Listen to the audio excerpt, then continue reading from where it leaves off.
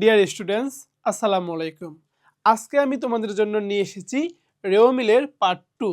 রেওমিলের part 1-এ কিন্তু আসলে আমরা রেওমিল সম্পর্কে একদম এ টু জেড প্রত্যেকটা বেসিক কিন্তু আমরা আসলে জেনে এসেছি, যে কোন হিসাবগুলো ডেবিট পাশে বসবে, কোন হিসাবগুলো ক্রেডিট পাশে বসবে, এবং এর পাশাপাশি যেই হিসাবগুলো নিয়ে তোমাদের মনে একটা কনফিউশন তৈরি হইতে পারে, প্রত্যেকটা বিষয় কিন্তু আমরা আসলে এ টু জেড কভার করেছি।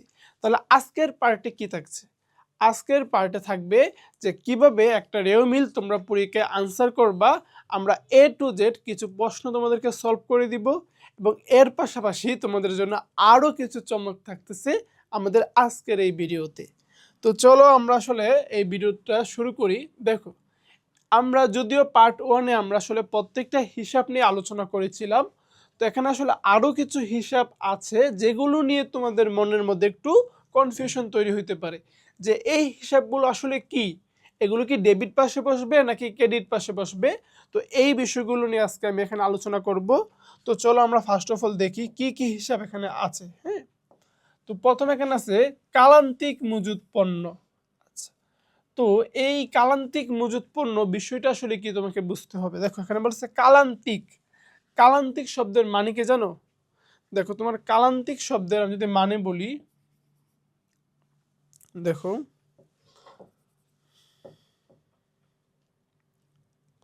দেখো কালান্তিক মজুদ পণ্য, দেখো কালান্তিক মজুদ পণ্য।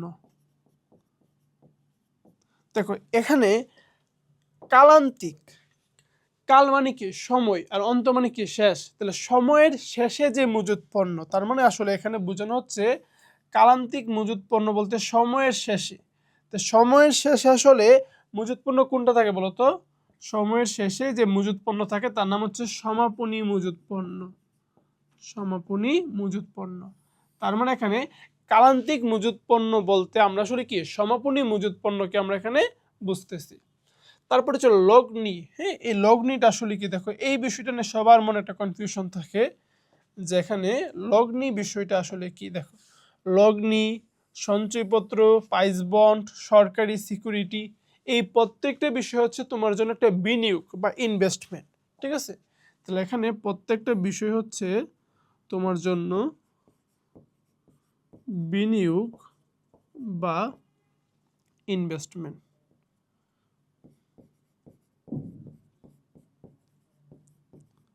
আচ্ছা, তারপরে চলো ভূমি বা প্রাঙ্গণ উন্নয়ন। প্রথম কথা হচ্ছে, আমি যদি বলি ল্যান্ড, বা যেটাকে আমরা বাংলা বলতে পারি ভূমি বা মাটি বা জমি, যাই বলো, এই বিষয়টা যে সম্পদ, এইটা নিয়ে তো আসলে কারো মনে কোনো কনফিউশন নাই যে ভূমি কি একটা সম্পদ। তো যেহেতু আসলে সম্পদ, এটা কি হবে? এটা অবশ্যই ডেবিট হবে। কিন্তু যদি তোমার থাকে যে ভূমি বা প্রাঙ্গণ উন্নয়ন, ভূমি বা প্রাঙ্গণ উন্নয়ন, ওইটা কি হবে? ওইটাও আসলে সম্পদই হবে। বুঝতে পারছো? ভূমি বা প্রাঙ্গণ উন্নয়ন, ওইটা কি হবে? সম্পদ হবে। তাহলে এখানে কালান্তিক মজুদ পণ্য, এটাও কি সম্পদ। এখানে প্রত্যেকটা বিষয় কি বিনিয়োগ, এগুলো কি সম্পদ। তো সম্পদ মানে কি ডেবিট পাশে বসবে। ভূমি বা প্রাঙ্গণ উন্নয়ন, এটাও সম্পদ, ডেবিট পাশে বসবে। তারপরে এখানে যে বিষয়টা আছে খেয়াল করো, নিষ্কর সম্পত্তি বা নিষ্কর প্রিমিসেস। এখন নিষ্কর প্রিমিসেস মানে কি? প্রথম কথা হচ্ছে, এখানে এই যে প্রিমিসেস যে শব্দটা এখানে আছে, প্রিমিসেস মানে হচ্ছে সম্পত্তি। প্রিমিসেস মানে হচ্ছে কি বলতো? সম্পত্তি। তো সম্পত্তি মানে এটা কি ডেবিট পাশে যাবে। তো সম্পত্তি মানে ডেবিট পাশে আমরা লিখব। আচ্ছা, কিন্তু নিষ্কর, এই যে নিষ্কর কথাটা, এই কথার মানে কি? দেখো, নিষ্কর মানে হচ্ছে কর নাই বা করহীন। হ্যাঁ, খেয়াল করো, আমি যদি বলি নিষ্কর, এটার মানে হচ্ছে করহীন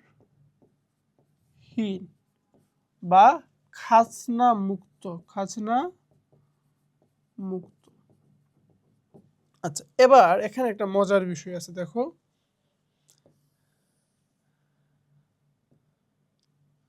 তোমরা নিশ্চয় জানো যে আমাদের যদি কোনো জমি থাকে বা কোনো সম্পত্তি থাকে, ওইটার উপর কিন্তু সরকারকে একটা খাজনা বা একটা কি দিতে হয়, এটা কর দিতে হয়, ট্যাক্স দিতে হয়, আমরা কি যেটাকে খাজনা বলি।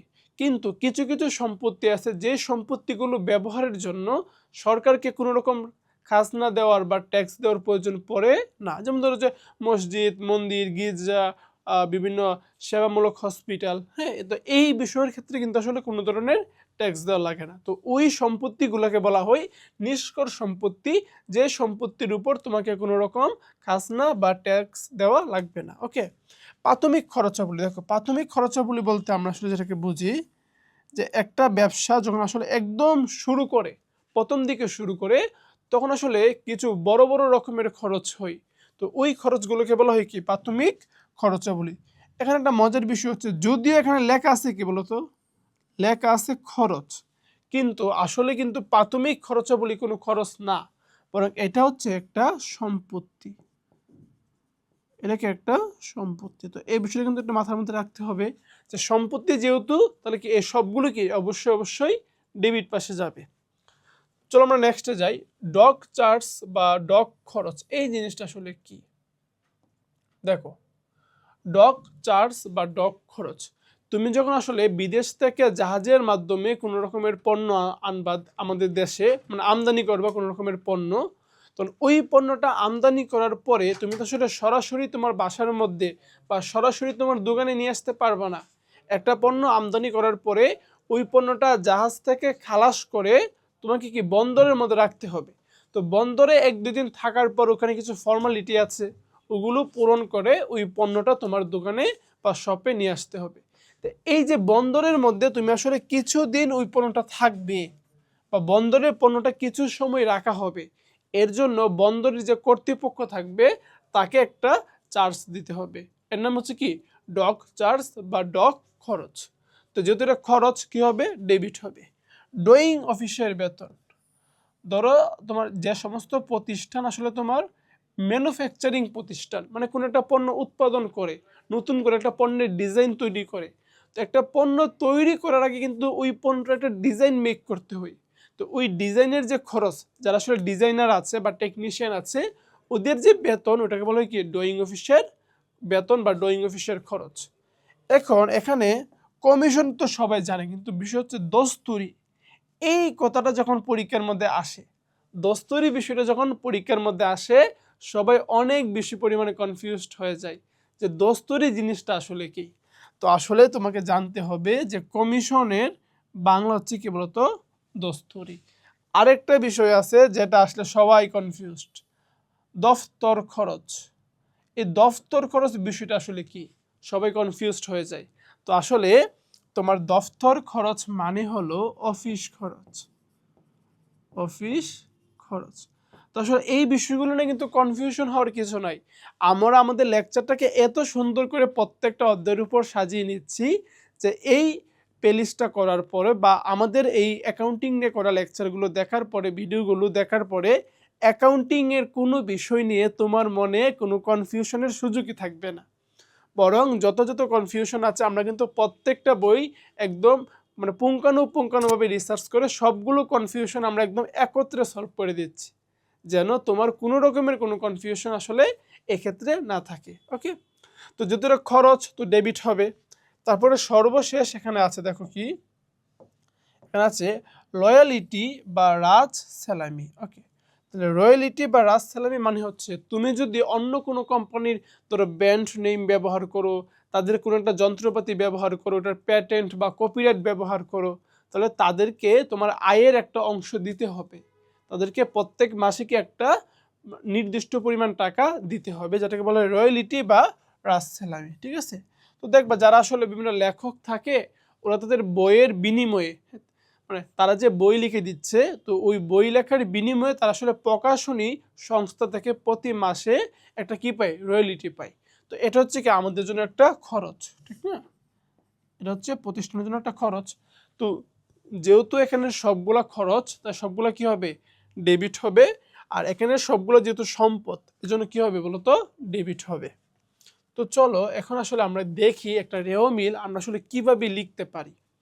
আচ্ছা, এর আগে আমি আসলে কিছু কথা বলে নেই যে একটা রেও মিল থেকে আসলে কি কি রকমের কোশ্চেন আসে। দেখো, প্রথম হচ্ছে আমি যদি একদম ক নাম্বারে চলে যাই, দেখো ক নাম্বারে কিছু বেসিক বিষয় আসে। ধরো যে ক নাম্বারে বলতে পারে যে মানে তোমার রেও মিলে অন্তর্ভুক্ত হবে না ওই লেনদেনগুলো কি বা ওই এন্ট্রিগুলো কি, রেও মিলে অন্তর্ভুক্ত হবে না,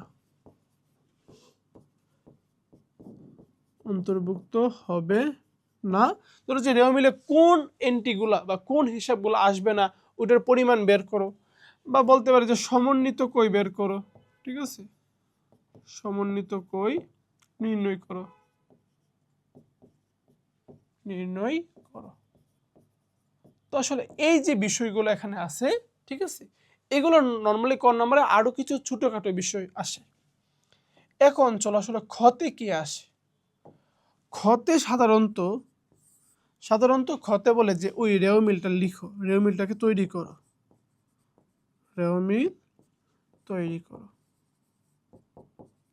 এটা খতে আসে। অনেক সময় এটা আবার গতেও আসে, ঠিক আছে।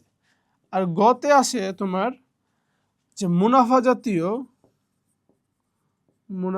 জাতীয় আয় অথবা ব্যয়, এবং ধরো যে তোমার মূলধন জাতীয় আয় ব্যয়, মূলধন জাতীয় আয় ও ব্যয়, ঠিক আছে। এই কোশ্চেনগুলো কি নর্মালি তোমার গতে আসে। অথবা ধরো যে গতের সময় বলে যে চলতি সম্পদ ও চলতি দায়, এগুলোর মানে এগুলোর পরিমাণটা বের করো। অথবা অনেক সময় বলতে পারে এভাবে যে তোমার সম্পদ ও দায়ের পরিমাণ বের করো, দায়ের পরিমাণ নির্ণয় করো। বিষয়টা ক্লিয়ার? তো এরকম ভাবে আসলে তোমার বিভিন্ন রকমের আসলে কোশ্চেন আসতে পারে। এখন তুমি নিশ্চয়ই আসলে ইতিমধ্যে বুঝে গিয়েছো এই যে কর খতে যেগুলো আসে এগুলা কিন্তু আমরা আসলে রেও মিল অধ্যায়ে তোমাকে শেখায় ফেলছি যে কোন কোন লেনদেনগুলো আসলে আসবে না আর কি কোন কোন লেনদেনগুলো তোমার আসবে, এগুলো তুমি জানো। এবং এটা রেও মিলে কোনটা ডেবিট পাশে যাবে কোনটা ক্রেডিট পাশে যাবে এই বিষয়ে তুমি যদি আসলে আমাদের পার্ট 1-এ লেকচারটা করে থাকো তাহলে আমি একদম ড্যাম শিওর হয়ে বলতে পারি যে কোনটা ডেবিট হবে কোনটা ক্রেডিট হবে এই বিষয়ে তোমার থেকে বেশি আর কেউ জানে না। কারণ আমরা এমন কোনো এন্ট্রি নাই, এমন কোনো হিসাব নাই যা আসলে আমরা পার্ট 1-এ কভার করি নাই। সুতরাং তুমি যদি পার্ট 1-এর ভিডিওটা দেখে থাকো তাহলে তোমার থেকে ডেবিট ক্রেডিট আর কেউ বেশি জানে না তোমার লেভেলে যারা আছে। এখন আরেকটা বিষয় খেয়াল করো, এই যে তোমার এখানে গ নম্বরে যে বিষয়গুলো আছে দেখো, ধরো যে মুনাফা জাতীয় কি আছে বলতো, মুনাফা জাতীয় আয় ব্যয়, মূলধন জাতীয় আয় ব্যয়, এই যে বিষয়গুলো আছে, বা ধরো চলতি সম্পদ চলতি দায় এই যে বিষয়গুলো এখানে আছে, সম্পদ এবং দায় এইখানে আসলে যেই বিষয়গুলো আছে এগুলো কিন্তু আমরা আসলে রেও মিল অধ্যায়ে পড়ি নাই। তাহলে এগুলো কই থেকে আসলো? এগুলো আসছে তোমাদের অধ্যায় 4 থেকে, এগুলো আসছে তোমাদের অধ্যায় 4। 4 নাম্বার একটা অধ্যায় আছে তোমাদের, তোমরা জানো অবশ্যই। তো ওই 4 নাম্বার অধ্যায় আসলে দেখো, ওই 4 নাম্বার অধ্যায়ে তোমাদের এই প্রত্যেকটা বিষয় কিন্তু আসলে আলোচনা করা আছে, বুঝতে পারছো? সুতরাং যারা আসলে রেও মিলটা সম্পূর্ণভাবে আনসার করতে চাও তাদের জন্য কিন্তু এই 4 নাম্বার অধ্যায়টা আসলে ভালো করে আগে শিখতে হবে। সুতরাং যারা চাও যে 4 নাম্বার অধ্যায়ের উপর আমরা একটা ফুল প্লেলিস্ট তৈরি করি তারা কিন্তু কমেন্টে কমেন্ট করে জানাতে পারো।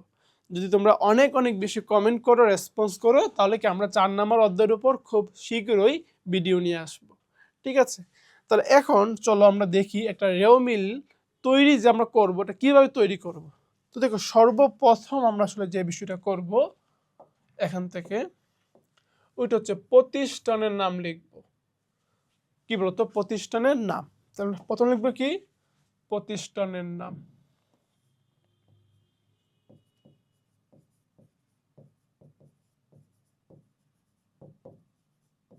প্রতিষ্ঠানের নাম লিখবো, তারপরে যে আমরা রেও মিল তৈরি করতেছি না ওইটা লিখবো যে রেও মিল, যে রেও মিল লিখবো কি রেওয়া মিল, ওকে। আচ্ছা, লিখার পরে সর্বশেষ তুমি লিখবে এখানে ডেট যে 31শে মার্চ 2017 সাল, ঠিক আছে। ঠিক আছে, মানে যে ডেট প্রশ্নে দেওয়া থাকবে ওই ডেটটা লিখবা। এটা হচ্ছে রেও মিলের ছক। তো ছকের মধ্যে তুমি দেখো একটু কি কি দেওয়া আছে। প্রথম হচ্ছে কমিক ন, কি বলতো, প্রথম হচ্ছে তোমাকে কমিক নংটা লিখতে হবে যে কি কমিক নং আছে, মানে কয়টা হিসাব আছে, 1 2 3 4 5 এভাবে লিখবা।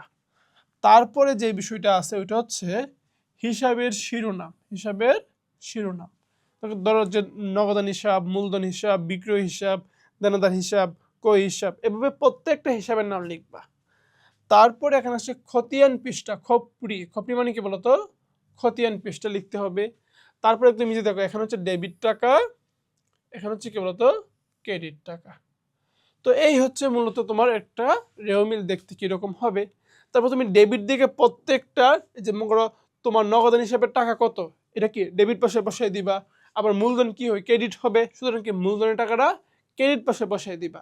তারপরে সবগুলো ডেবিট পাশ যোগ করে কি লিখবা, মোট টাকার অ্যামাউন্টটা লিখবা। ঠিক আছে, মোট টাকার অ্যামাউন্ট সবগুলো ডেবিট যোগ করে লিখবা, এই যে এখানে লিখবা। তো সবগুলো ক্রেডিট যোগ করে কি মোট টাকাটা এখানে লিখবা। সাধারণত ডেবিট ক্রেডিটকে অবশ্যই দুই পাশ সমান হবে। আর যদি সমান না হয় তাহলে ধরে নিবা কি তোমার এই অঙ্কে কোথাও না কোথাও কোনো রকমের একটা ভুল আছে। আর ভুল চেক করার পরে যদি কোনো ভুল না পাও তখন তুমি অনিশ্চিত হিসাব দিয়ে কি এটাকে একটু মিলিয়ে দিতে হবে। ঠিক আছে, ধরো যে তোমার হয়তো বা ক্রেডিট পাশে কম টাকা আছে, ধরো আমি তোমাকে বললাম ধরো তোমার ডেবিট পাশে হয়েছে, জাস্ট এজিউম করে নাও ডেবিট পাশে যোগ করে হয়েছে তোমার 10,000 টাকা ধরো, আর ক্রেডিট পাশে তুমি দেখছো যোগ করে হয়েছে 8,000 টাকা।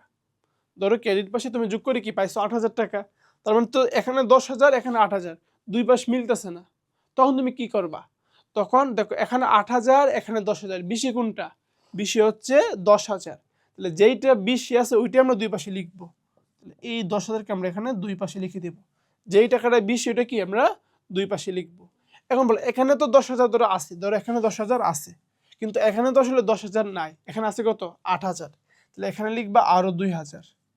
আর এই 2,000 নাম হবে কি, নাম হবে অনিশ্চিত হিসাব। অনিশ্চিত হিসাব, ঠিক আছে।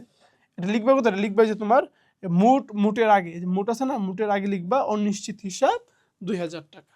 ঠিক আছে, এভাবে দুই পাশকে তোমাকে মিলাই দিতে হবে। ঠিক আছে, তো চলো আমরা আসলে একটা এরকম ম্যাথ দেখি। হ্যাঁ, এই ম্যাথটা তোমাদের টেক্সট বই থেকে নেওয়া হয়েছে।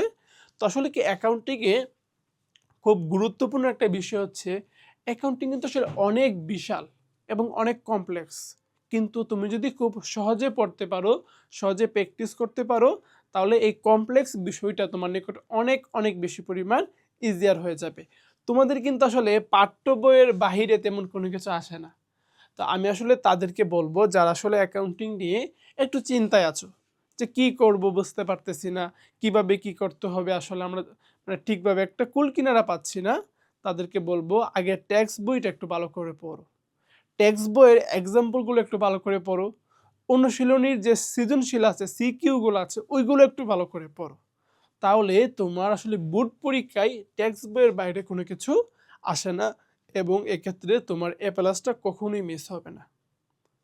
ঠিক আছে, সুতরাং টেক্সট বইয়ের উপর কিন্তু আসলে অনেক অনেক পরিমাণ গুরুত্ব এক্ষেত্রে তোমাকে দিতে হবে।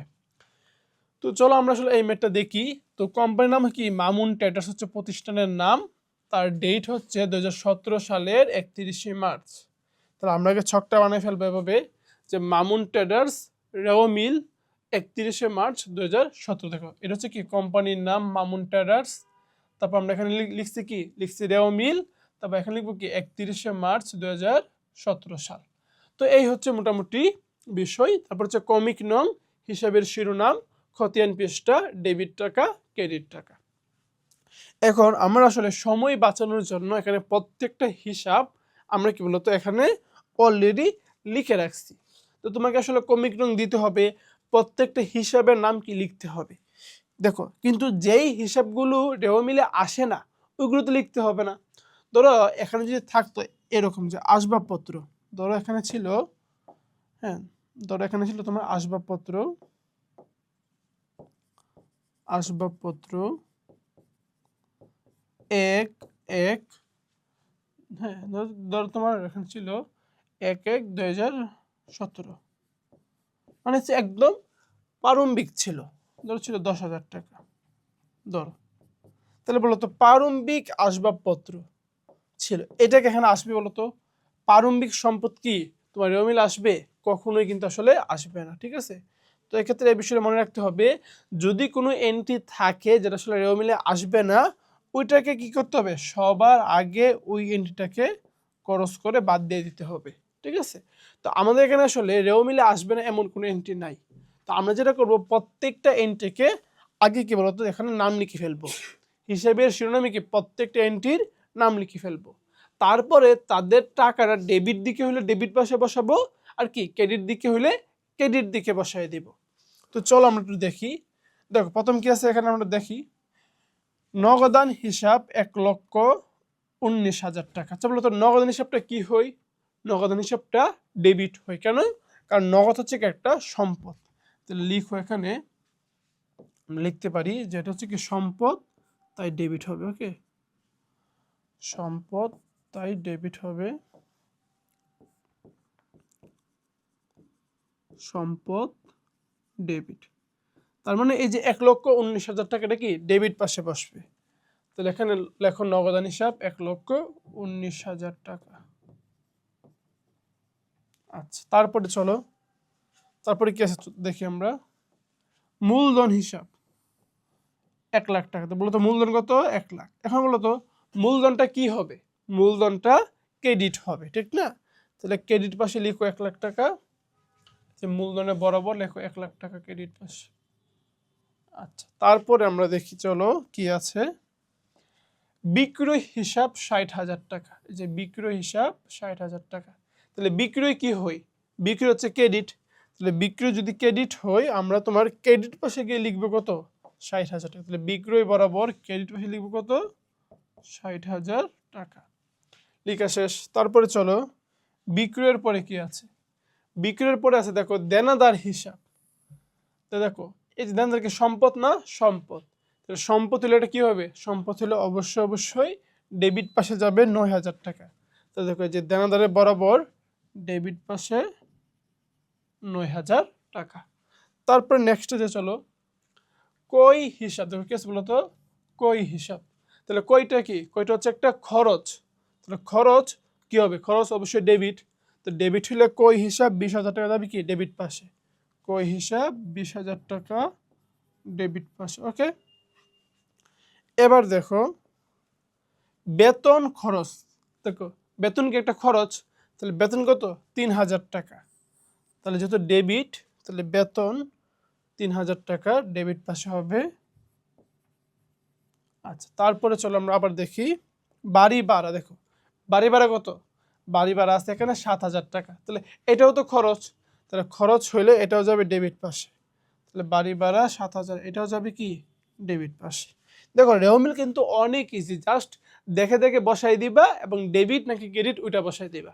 দেখো মজুরি এটাও খরচ, সুতরাং কি এটাও যাবে কি ডেবিট পাশে। রেওমিলের মতো ইজি কোনো কিছু নয়, ঠিক আছে? তাহলে মজুরি হচ্ছে তোমার 2,000 টাকা। এখন তোমার কাছে হচ্ছে যে মোট আছে না, মোটটা তুমি চাও এখন এখানে না লিখে এখানে লিখতে পারো একদম নিচে মোট। ওকে, মোট লিখে এখন তুমি যোগ করে ফেলো।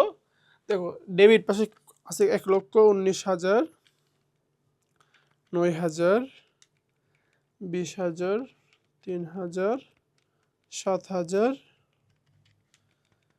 আর হচ্ছে তোমার 2,000। তার মানে ডেবিট পাশে আছে মোট কত? 1,60,000 টাকা।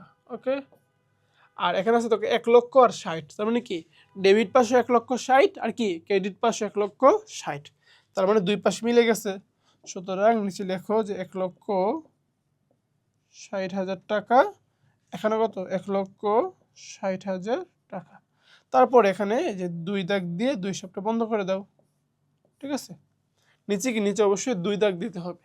তার মানে আমাদের কিন্তু রেওমিলটা তৈরি করা হয়ে গেছে, খুবই ইজি। এখানে আসলে তোমার মানে এটা আসলে খুবই কম সময়ে আনসার করা যায়।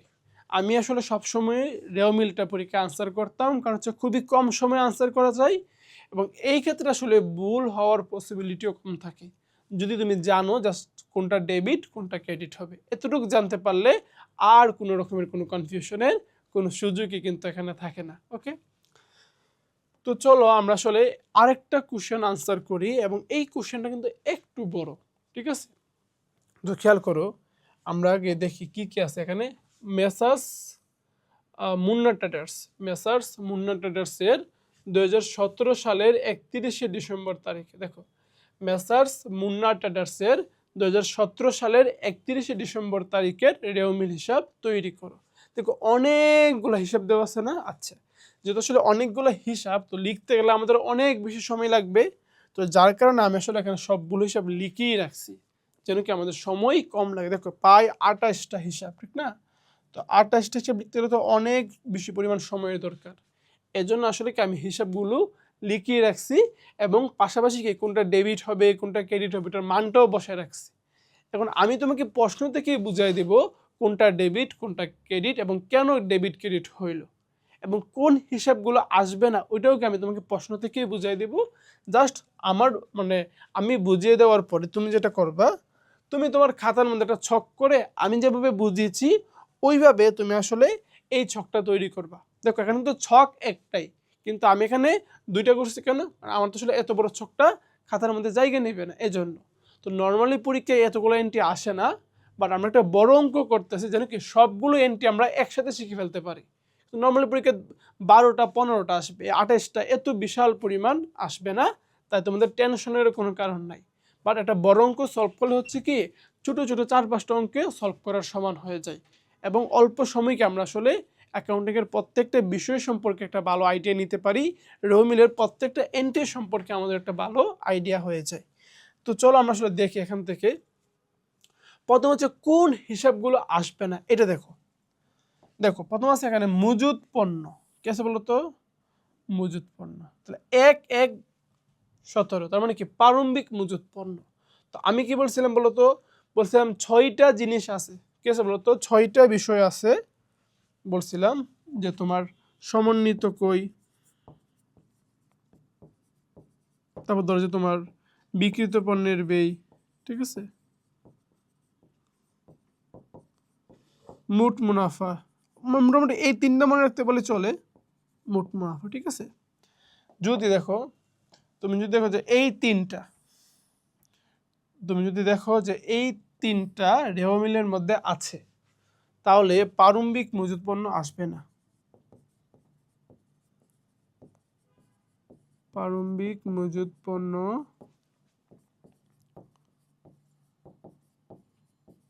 রেওমিলে আসবে না। তাহলে আসবে কে? আসবে হচ্ছে সমাপনী মজুদ পণ্য। ওকে, সমাপনী মজুদ পণ্য রেওমিলে আসবে, ঠিক আছে। যদি এই 3টার যে কোনো একটা থাকে তাহলে কি আমরা এই নিয়মটা আসলে এক্ষেত্রে আমরা একটু প্রয়োগ করার চেষ্টা করব, ঠিক আছে। আচ্ছা এবার চলো আমরা এখানে দেখি, এখানে কি আছে? এখানে আছে মজুদ পণ্য, প্রারম্ভিক মজুদ পণ্য। এখন দেখো তো এখানে ওই যে 3টা লিখলাম আমরা, ওই 3টার কোনো একটাকে এখানে আছে? নাই। তাহলে নিয়মটা কি ছিল বলো তো? নিয়মটা ছিল যে এগুলো থাকলে প্রারম্ভিক মজুদ পণ্য রেওমিলে আসবে না, কিন্তু যদি এগুলো না থাকে, যদি এগুলো না থাকে তখন কি হবে? তখন প্রারম্ভিক মজুদ পণ্য রেওমিলে আসবে। খেয়াল করে আমি আরেকবার একটু সাম আপ করে দিচ্ছি। দেখো যদি এই 3টার যে কোনো একটা রেওমিলে থাকে তাহলে দেখো প্রারম্ভিক মজুদ পণ্য এটা রেওমিলে কি আসবে না। যদি এই 3টা থাকে তাহলে আসবে না, আর যদি এই 3টা না থাকে তাহলে কি প্রারম্ভিক মজুদ পণ্য রেওমিলে আসবে। আর এই 3টা থাকলে কি সমাপনী মজুদ পণ্য আসবে, আর এই 3টা যদি না থাকে তখন কি সমাপনী মজুদ পণ্য রেওমিলে আসবে না, ঠিক আছে। তাহলে তুমি একটু খেয়াল করে দেখো তো, এই যে এখানে দেখো এই 3টার কোনোটাই নাই, তাহলে এই 3টার কোনোটাই নাই মানে কি এই প্রারম্ভিক মজুদ পণ্য কি অবশ্যই অবশ্যই এক্ষেত্রে আসবে। তারপরে দেখো আর কোনো কিছু এরকম আছে কিনা। তোমরা যারা আসলে এই বিষয়টা নিয়ে কনফিউশনে আছো তারা কিন্তু আমাদের পার্ট 1, আমাদের যে রেওমিল পার্ট 1 ছিল ওইটা একটু দেখে আসতে পারো। ওখানে আমি একদম বিস্তারিত প্রত্যেকটা বিষয় ব্যাখ্যা করে দিয়েছি যে কোনটা আসবে আর কোনটা আসবে না। ওকে, তারপরে দেখো এখানে তোমার ব্যাংক জমা, দেখো এই যে ব্যাংক জমা, দেখো 1/17 মানে কি প্রারম্ভিক ব্যাংক জমা। তুমি কি বলছিলাম? প্রারম্ভিক কোনো সম্পদ আসবে না, প্রারম্ভিক কোনো সম্পদ আসবে না। তাহলে ব্যাংক জমা একটা সম্পদ, তাহলে প্রারম্ভিক সম্পদ এটা আসবে এটা কিন্তু আসবে না, ঠিক আছে। তারপর দেখো কি বলছে, মজুদ পণ্য। দেখো মজুদ পণ্য, আচ্ছা তাহলে 31, 12, 17 মানে কি সমাপনী মজুদ পণ্য। তাহলে সমাপনী মজুদ পণ্য কি আসবে? মনে করো প্রারম্ভিক মজুদ পণ্য আসলে সমাপনী মজুদ পণ্য কখনোই আসবে না, আর সমাপনী মজুদ পণ্য আসলে প্রারম্ভিক মজুদ পণ্য আসবে না। তাহলে এটাও কি বলতো, এটাও এক্ষেত্রে আসবে না। বাকি সবকিছু ঠিকঠাক আছে। এখন আমরা দেখি কোনটা ডেবিট আর কোনটা ক্রেডিট। দেখো ডেবিটটা আমরা লিখবো কি ডি, আর যেটা ক্রেডিট ওটা লিখবো সি। তোর মূলধন এটা কি ক্রেডিট না, সি লিখবো সি, কারণ মূলধন কি হই, মূলধন ক্রেডিট হই। বিক্রয় কি, বিক্রয় হচ্ছে একটা আয়, আয় কি হবে, আয় হবে অবশ্যই ক্রেডিট। গ্যাস পানি মানে গ্যাস পানির বিল, তাহলে গ্যাস পানির যে বিদ্যুৎ বিল বা যাই বলো গ্যাসের বিল, ওইটা হচ্ছে কি তোমার একটা খরচ, আর খরচ কি হবে, খরচ অবশ্যই ডেবিট হবে। ভূমি এবং দালান কোটা, দেখো এটা তোমার সম্পদ, আর সম্পদ কি, সম্পদ অবশ্যই ডেবিট। মজুরি খরচ এটা কি হবে, এটা অবশ্যই ডেবিট হবে। দেনাদার ডেবিট হবে, কারণ কি তোমার এই যে দেনাদারকে সম্পদ, দেনাদার কি ধরনের সম্পদ, এটা হচ্ছে একটা চলতি সম্পদ, আর সম্পদ হলে কি হবে অবশ্যই ডেবিট। কমিশন, দেখো কমিশন নিয়ে বলছিলাম যে এখানে কি কমিশন আমরা দিয়েছি নাকি পেয়েছি, কোনো কিছু বলা নাই, তো আমাকে কি ধরে নিতে হবে কমিশন আমরা এখানে দিয়েছি। তো দিলে কি খরচ, তাহলে খরচ ডেবিট। যন্ত্রপাতি সম্পদ ডেবিট। পরিবহন খরচ, খরচ ডেবিট। ওকে, উত্তোলন কি বলছিলাম, উত্তোলন সবসময় কি হবে, ডেবিট হবে। কেন, কারণ উত্তোলন করলে কি হয়, উত্তোলন করলে তোমার মালিকানা সত্ত্ব কমে যায়, আর মালিকানা সত্ত্ব কমলে কি ডেবিট। ওকে, ব্যবসা খরচ, খরচ মানে ডেবিট। নগদ তহবিল সম্পদ, সম্পদ কি হবে, সম্পদ ডেবিট হবে। ব্যাংক জমা সম্পদ ডেবিট হবে। কই কি, কই হচ্ছে একটা খরচ, আর খরচ কি হবে, খরচ তোমার ডেবিট হবে। কর অবিকর খরচ ডেবিট হবে। আসবাবপত্র সম্পদ কি হবে, ডেবিট হবে। ওকে, প্রাপ্য বিল বলছিলাম যত প্রাপ্য আছে, যত প্রাপ্য সবগুলো কি, সবগুলাই ডেবিট হবে, সম্পদ। ওকে, অবচয়, অবচয় কি একটা খরচ না, খরচ। তোমার একবার অবচয় কি, অবচয় ডেবিট, কিন্তু অবচয় সঞ্চিতি কি, অবচয় সঞ্চিতি হচ্ছে ক্রেডিট। বাড়া প্রাপ্তি বলছিলাম, প্রাপ্তি কতটা থাকলেই কি হবে, চক বুঝে ডেবিট। বেতন খরচ যেহেতু খরচ ডেবিট। বিমা সালামি খরচ ডেবিট। আন্তঃফেরত মানে কি বলছিলাম বলো তো, আন্তঃফেরত মানে কি বলছিলাম, দেখো আন্তঃফেরত, হ্যাঁ আন্তঃফেরত মানে হচ্ছে বিক্রয় ফেরত, বিক্রয় ফেরত। তাহলে বিক্রয় ক্রেডিট, বিক্রয় ফেরত কি, বিক্রয় ফেরত ডেবিট। ওকে, আর ধরো বহি ফেরত, বহি ফেরত, বই ফেরত মানে হচ্ছে কই ফেরত,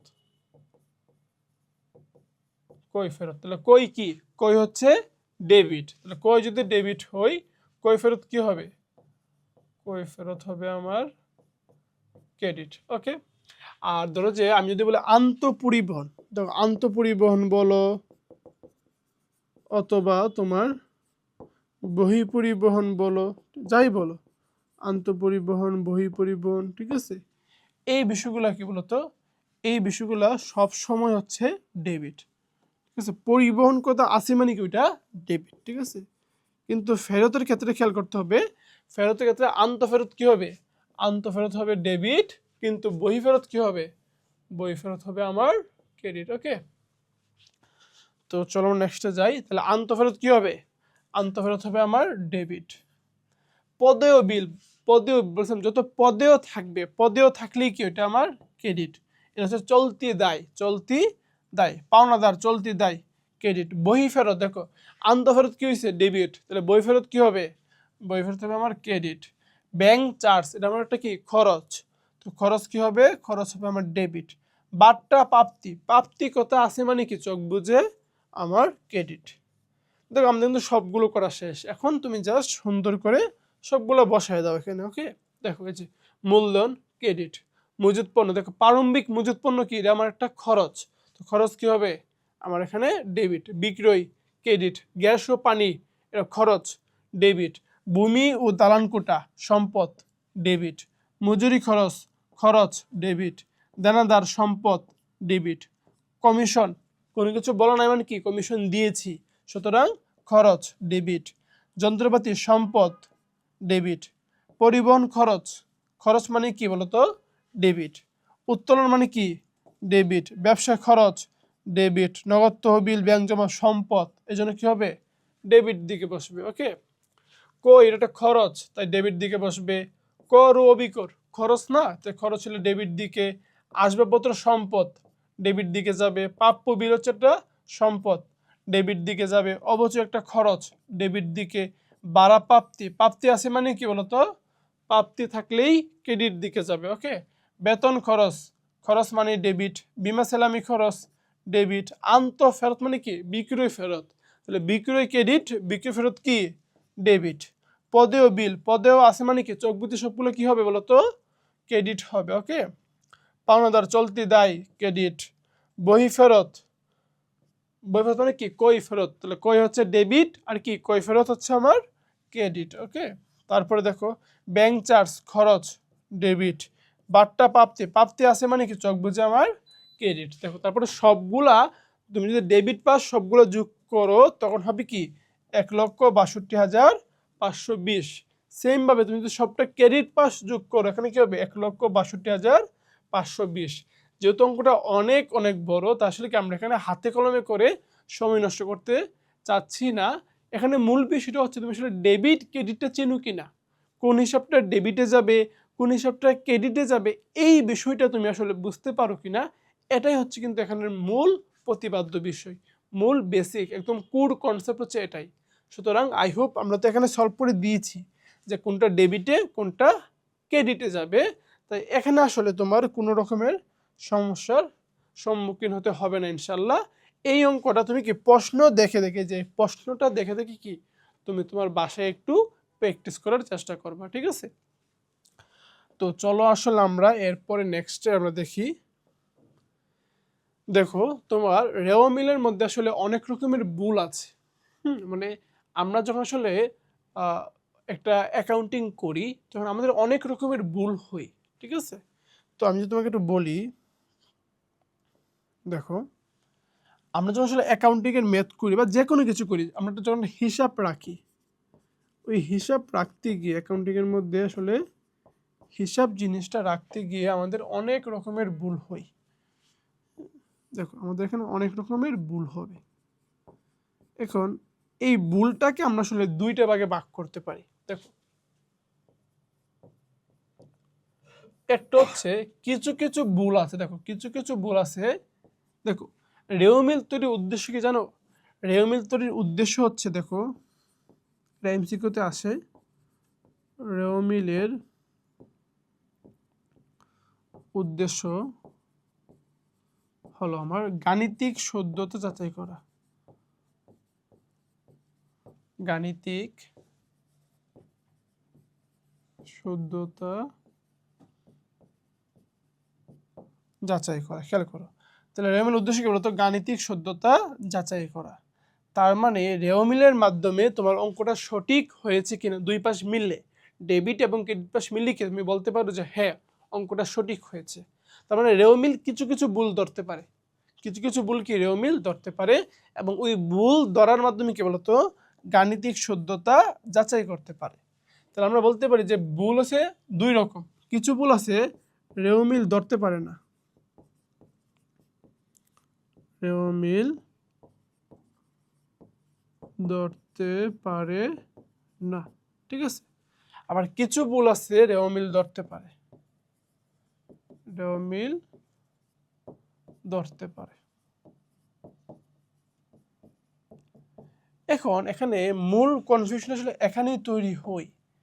দেখো রেওমিল যেই ভুলগুলো ধরতে পারে ওইগুলো নিয়ে আসলে খুব রকমের একটা ঝামেলা নাই, এগুলো পরীক্ষা খুব একটা বেশি আসে না, ঠিক আছে, কারণ রেওমিল তো এই ভুলগুলো ধরতেই পারে, সুতরাং এগুলো নিয়ে আসলে সবার খুব একটা বেশি মাথা ব্যথা নাই।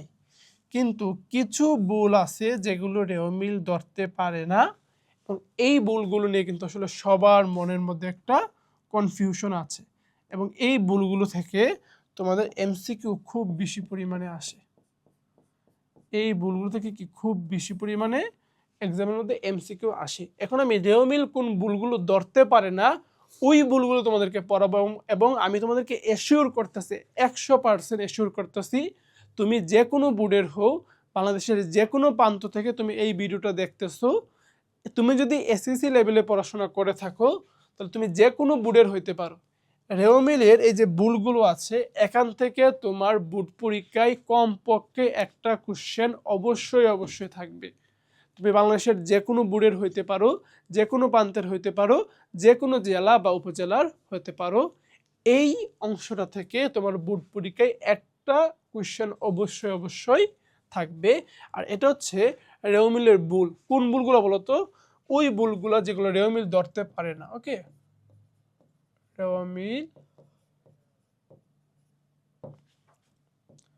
রেওমিল ধরতে পারে না। ওকে, এখন দেখো রেওমিল যে ভুলগুলো ধরতে পারে না ওই ভুলগুলোকে আমরা আসলে দুই ভাগে ভাগ করতে পারি। প্রথমত ওইগুলোকে আমরা দুই ভাগে ভাগ করতে পারি। একটা হচ্ছে করণিক ভুল, কি বলতো?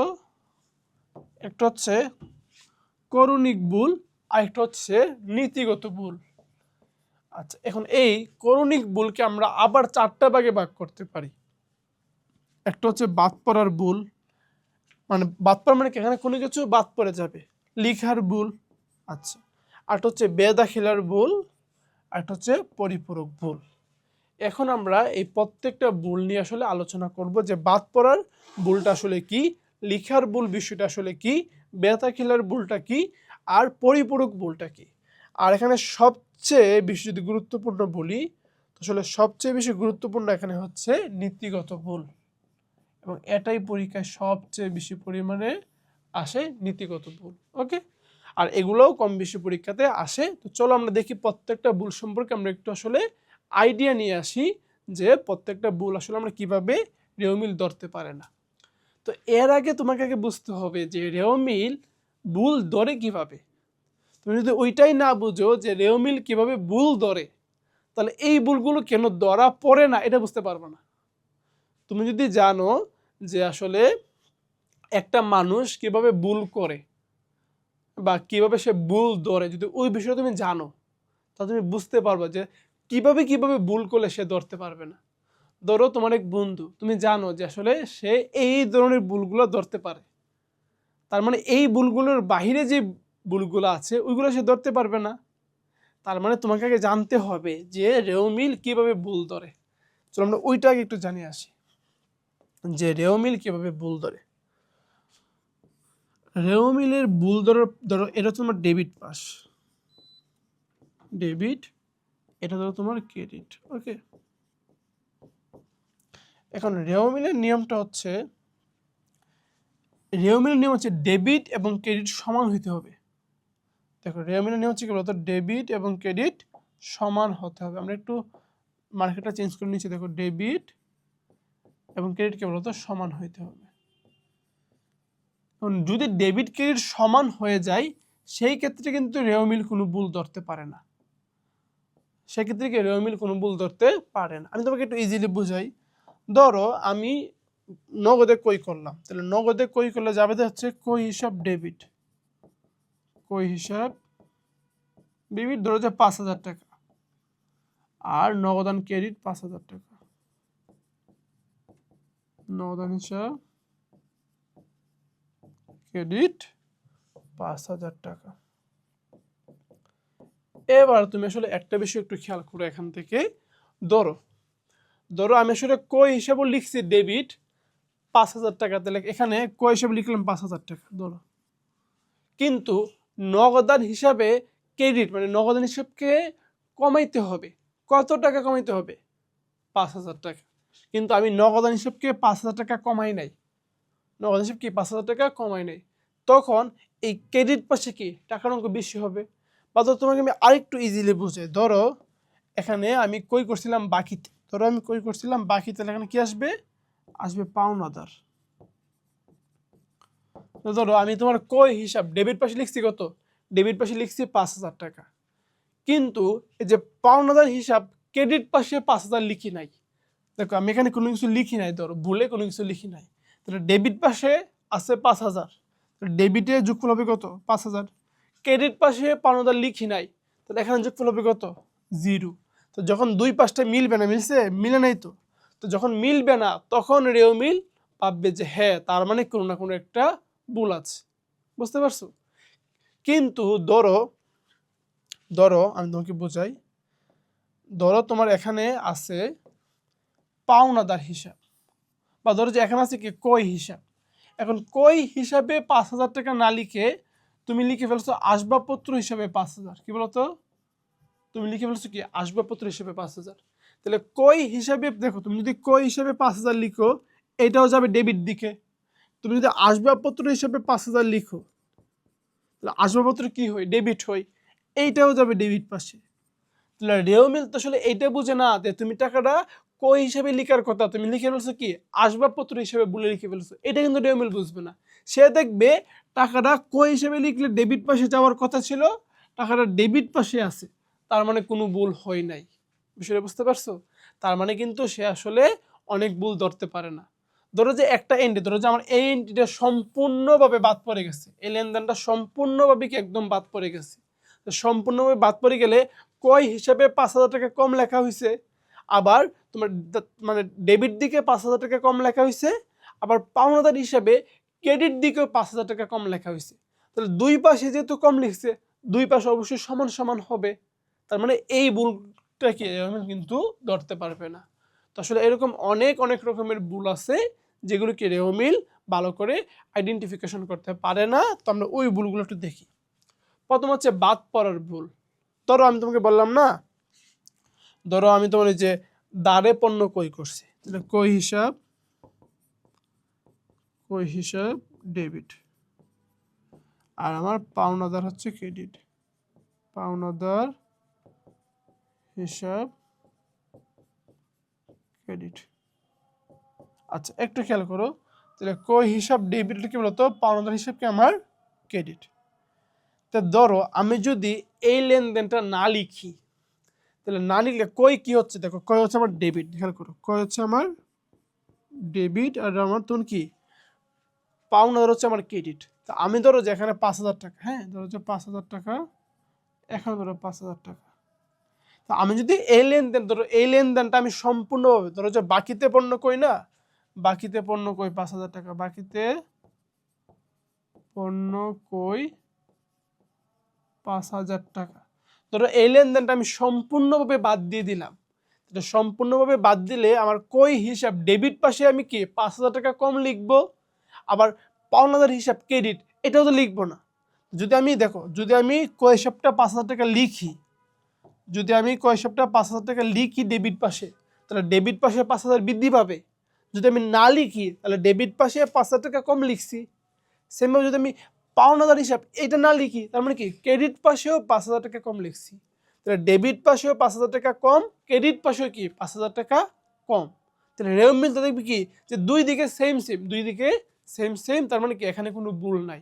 কিন্তু আসলে এখানে কি ভুল আছে, এখানে আছে তোমার কি বলতো বাদ পড়ার ভুল। ঠিক আছে, এই যে বাদ পড়ার ভুল, মানে একটা এন্ট্রি বা একটা লেনদেন সম্পূর্ণভাবে কি বলতো একদম বাদ পড়া যাবে। ঠিক আছে, দেখো কি বলছে যে লেনদেন সংগঠিত হওয়ার পর তা বলে প্রাথমিক হিসাবের বইতে লেখা না হলে, প্রাথমিক হিসাবের বই মানে কি বলতো জাবেদায়, যদি আমরা জাবেদায় না লিখি, ধরো যে আমরা জাবেদাই করি নাই ওই লেনদেনে, তাহলে কি এটা ওইটা তোমার খতিয়ানে আসবে না। আর খতিয়ানে যদি তোমার না আসে তাহলে কি বলতো তোমার এটা রেওমিলেও আসবে না, সম্পূর্ণভাবে একদম বাদ পড়ে যাবে। আর এটাকে বলা হয় কি বলতো বাদ পড়ার ভুল। ওকে, এখানে একটা বিষয় একটু মনে রাখতে হবে যে এই বাদ পড়ার ভুলের ক্ষেত্রে দুইটা পক্ষই বাদ পড়বে, ডেবিট পক্ষ বাদ পড়বে, ক্রেডিট পক্ষ কি বাদ পড়বে, পুরো লেনদেনটাকে একদম বাদ পড়ে যাবে। ঠিক আছে, এখন আমরা পড়ব লিখার ভুল। এই লিখার ভুলটাকে আমরা আসলে বলতে পারি টাকার অঙ্কে ভুল। কি বলতো, টাকার অঙ্কে ভুল। কিরকম বিষয়টা আমি যদি একটু বলি, খেয়াল করো, টাকার অঙ্কে ভুল। ধরো আমি যখন আসলে তোমার একটা হিসাব লিখি, ধরো আমি ওই সেম আগের এক্সাম্পলটা দিচ্ছি যে কই হিসাব ডেবিট, আর ধরো যে পাওনাদার হিসাব ক্রেডিট, পাওনাদার হিসাব ক্রেডিট। ধরো আমি সেম এই এক্সাম্পলটা দিচ্ছি, তাহলে ধরো বিষয়টা আসলে কিরকম হবে আমি একটু বলি, একটু বোঝার চেষ্টা করো বিষয়টা। হ্যাঁ, ধরো আমার লেনদেনটা ছিল বাকিতে কই, হ্যাঁ লেনদেনটা ছিল কি বলতো, বাকিতে কই 5,000 টাকা। তাহলে বাকিতে কই 5,000 টাকা যাবে, তবে কি কই হিসাব ডেবিট 5,000। ধরো আমি লিখে ফেলছি কি, আমি লিখে ফেলছি কই হিসাব ডেবিট, তো লিখে ফেলছি 4,500। আবার ধরো পাওনাদার হিসাব ক্রেডিট, এটাও লিখে ফেলছি কি 4,500। তাহলে আমার লেখার কথা ছিল কত, লেখার কথা ছিল হচ্ছে কি 5,000 টাকা। তাহলে আমি ডেবিট দিকে কম লিখছি কত, ডেবিট দিকে কম লিখছি 500। সেমভাবে আমি ক্রেডিট দিকে কম লিখছি কত, 500। তাহলে ডেবিট দিকে কম হচ্ছে 500, ক্রেডিট দিকেও কি কম হচ্ছে 500। তো দুই দিকেই যদি আসলে 500 টাকা কম হই, লেস হই, তাহলে আমার রেওমিল তো মিলে যাবে। রেওমিল কি দুইটা সমান সমান হয়ে যাবে, কিন্তু এখানে কি আছে, একটা ভুল আছে। আর ভুলটা কোথায়, ভুলটা হচ্ছে টাকার অঙ্কে ভুল, টাকার অঙ্কে ভুল। সেমভাবে ধরো আমি 5,000-এর জায়গায় ধরো ডেবিট পাশে লিখে ফেললাম 50,000 ধরো বলে, হ্যাঁ। আবার ধরো যে আমি তোমার ক্রেডিট পাশে লিখে ফেলছি 50,000, তাহলে আমার তোমার বিষয়টা হবে এইদিকে আমি কি ডেবিট দিকে বেশি লিখছি কত 45,000, আবার ক্রেডিট দিকেও বেশি লিখছি কত 45,000। তাহলে দুই পাশ তো মিলে যাবে, ঠিক না, দুই পাশ কিন্তু সমান সমান হয়ে যাবে। কিন্তু এখানে কি আছে, একটা ভুল আছে। আর এই ভুলটা কি টাকার অঙ্কে ভুল। এবং এই ভুলটা কিন্তু তোমার শুধুমাত্র ডেবিট দিকে হবে এমন না, বা শুধুমাত্র ক্রেডিট দিকে হবে এরকম না, ভুলটা ডেবিট ক্রেডিট উভয় পাশে হবে, এই টাকার অঙ্কে ভুল। ওকে, বা লিখার ভুল আমরা বলি বেদাখিলার ভুল। দেখো বেদাখিলার ভুল বলতে আমি তোমাকে যদি একদম ইজিলি বুঝিয়ে দিই, ধরো আমি তোমার জামালের কাছ থেকে টাকা পেয়েছি, সে ছিল আমার দেনাদার।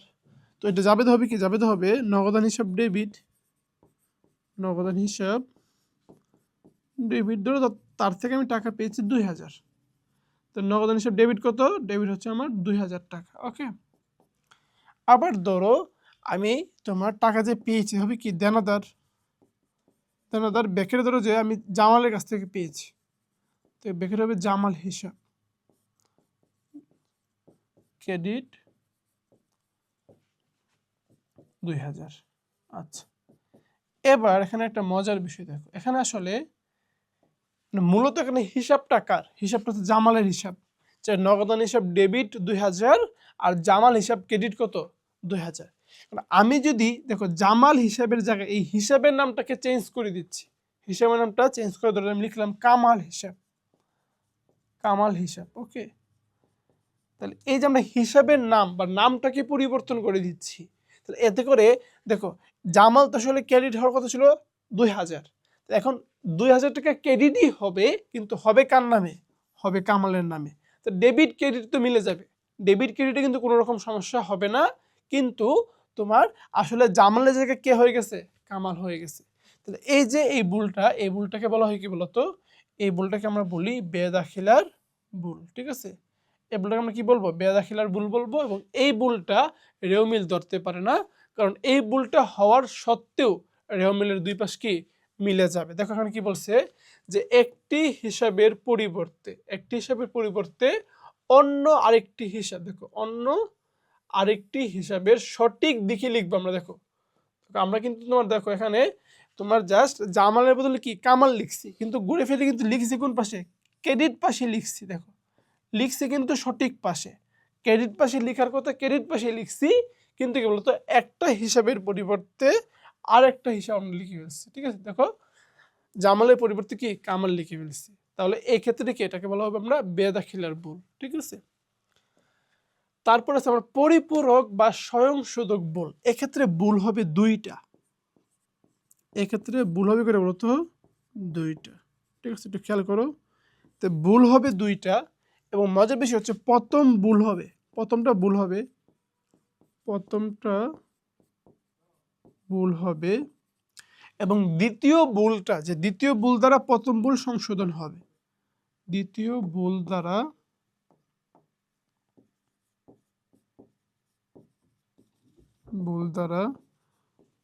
প্রথম ভুল সংশোধিত হবে। ওকে,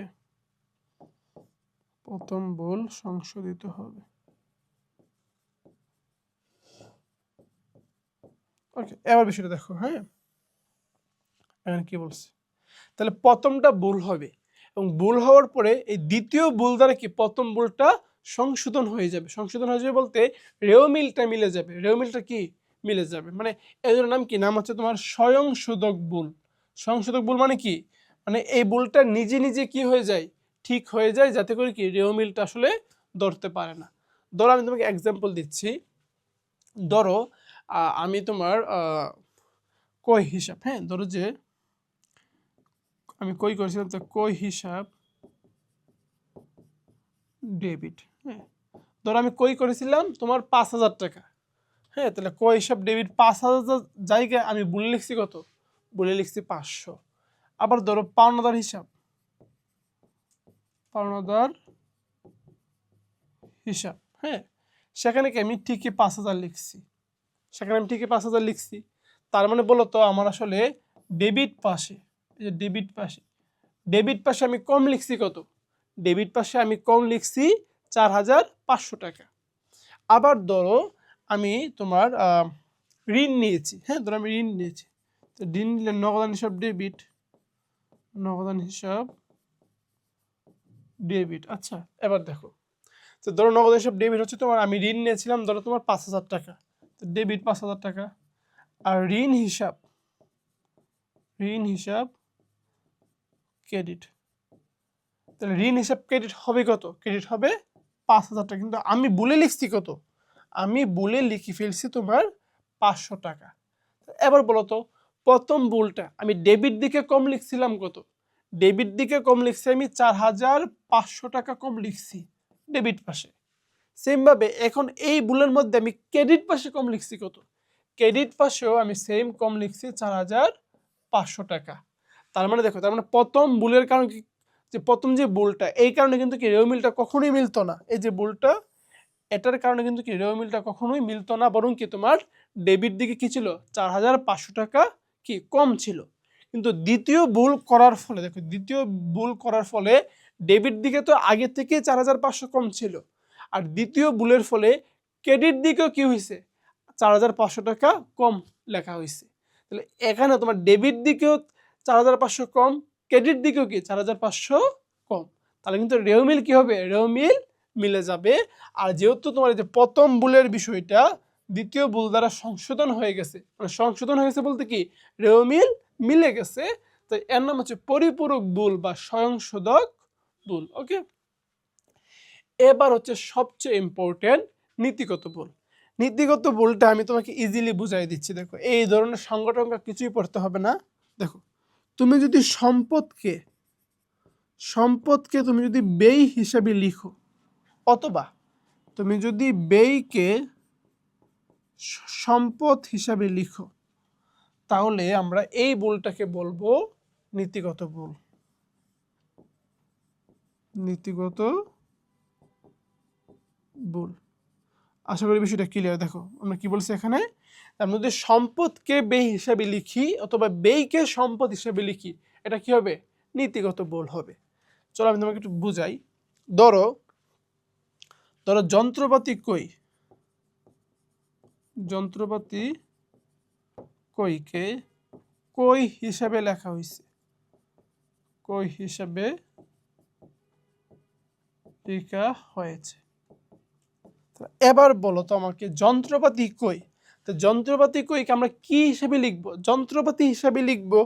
দেখো, যন্ত্রপাতি কইকে আমরা যন্ত্রপাতি হিসাবে লিখব, কিন্তু না লিখে লিখছি কিসে, লিখছি আমরা কই হিসাবে। তাহলে এখানে যন্ত্রপাতিটা কি সম্পদ, এটা কি আমার সম্পদ, তাহলে সম্পদটাকে আমি কি হিসাবে লিখছি, আমি লিখছি কই মানে ব্যয় হিসাবে। তাহলে সম্পদকে ব্যয় হিসাবে লিখলে এটার নাম হবে কি তোমার নীতিগত ভুল, নীতিগত ভুল। মনে থাকবে বিষয়টা, এবং এটা হচ্ছে সবচেয়ে বেশি ইম্পর্টেন্ট।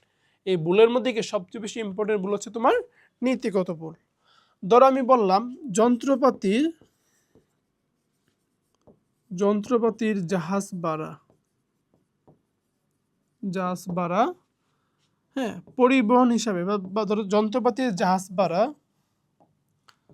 জাহাজ ভাড়া হিসেবে লেখা হয়েছে, জাহাজ ভাড়া হিসেবে লেখা হয়েছে,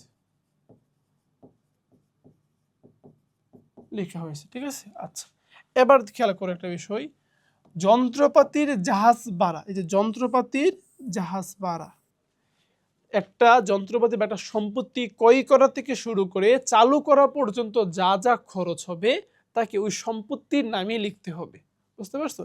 তাহলে যন্ত্রপাতি, যেমন জাহাজ ভাড়াটা, তাহলে যন্ত্রপাতিটা বিদেশ থেকে আমদানি করার পর জাহাজ ভাড়া, কাস্টম চার্জ, সবকিছু, মজুরি, সবকিছু, ডক চার্জ, সবকিছু দেওয়ার পরে চালু করার আগ পর্যন্ত যা খরচ সবগুলোর জন্য কি যন্ত্রপাতি লিখতে হবে, যন্ত্রপাতি হিসাবে লিখতে হবে। বিষয়টা ক্লিয়ার?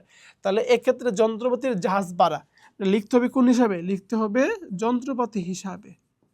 এটা হচ্ছে একটা সম্পদ, ওকে, সম্পদ। কিন্তু আমরা লিখছি কোন হিসাবে? জাহাজ ভাড়া। তো জাহাজ ভাড়াটাকে একটা ব্যয়, সম্পদকে আমরা কি হিসেবে লিখছি? ব্যয় হিসেবে লিখছি। এটা কি ভুল?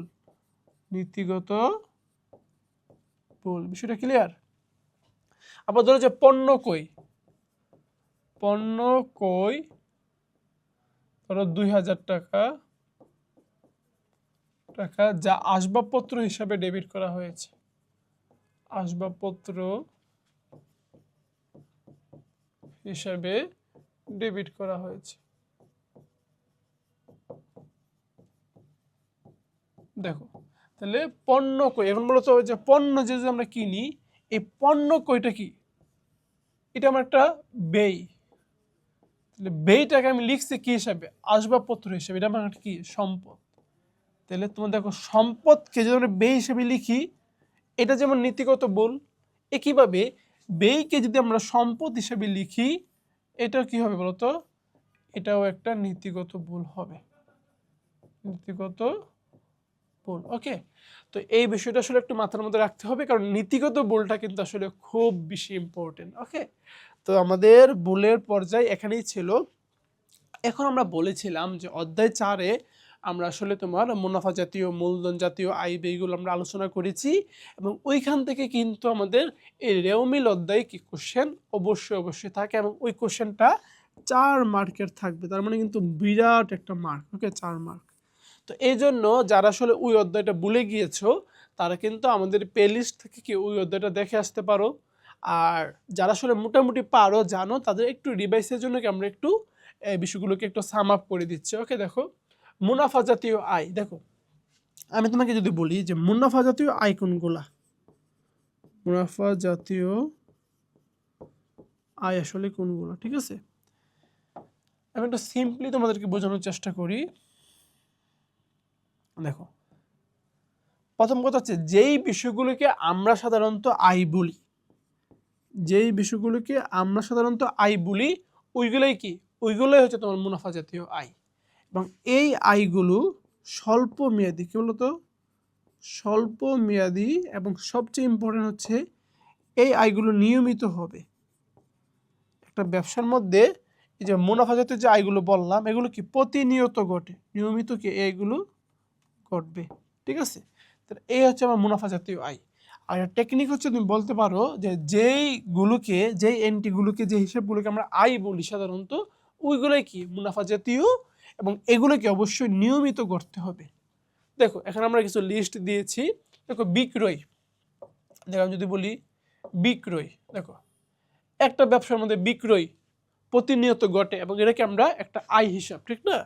বিনিয়োগের সুদ, এটা আয় হিসাব, আমরা প্রতি মাসে কি বিনিয়োগের সুদ পাই, কমিশন প্রাপ্তি সব সময় পাই আমরা, ঠিক না? এবং এটাকে একটা আয়। দেখো, আয় হবে এবং নিয়মিত হবে। ব্যাংক জমার সুদ আয়, এবং আমরা প্রতিনিয়ত পাই, প্রতি মাসে। বাড়া, এটা একটা আয়, প্রাপ্ত বাড়া প্রতি মাসে আমরা পাই, প্রাপ্ত বাড়টা প্রতিদিন পাই, ঠিক না আমরা? তারপর ধরো লভ্যাংশ প্রাপ্তি প্রতি মাসে পাই, ঠিক আছে? শিক্ষানিবেশ সেরামিট, এটা আয়। মানে যেই বিষয়গুলোকে আমরা আয় হিসাবে চিনি, কি বলতো আয় হিসাবে চিনি, ওই সবগুলা কি মুনাফা জাতীয় আয়। কি বুঝতে পারছো? যেগুলোকে আমরা আয় হিসাবে চিনি, এগুলো কি মুনাফা জাতীয় আয়, ঠিক আছে? তো এই বিষয়গুলো আসলে একটু খেয়াল রাখতে হবে তোমাদের। ওকে, এবার চলো আমরা নেক্সটে যাই। বিক্রয়যোগ্য পণ্যের ব্যয়। এই বিক্রয়যোগ্য পণ্যের বের অনেক সময় মানে ক নাম্বারে বলে যে বের করো, ক নাম্বার অনেক সময় আসে যে বিক্রয়যোগ্য পণ্যের বের করো। তো এই ক্ষেত্রে দেখো প্রথম হচ্ছে তুমি লিখতে হবে প্রারম্ভিক মজুদ পণ্য, এই প্রারম্ভিক মজুদের সাথে যোগ করতে হবে কি নিট কই, কি বলতো নিট কই যোগ করতে হবে। এখন নিট কই নিয়ে অনেকের মনে অনেক কনফিউশন থাকে।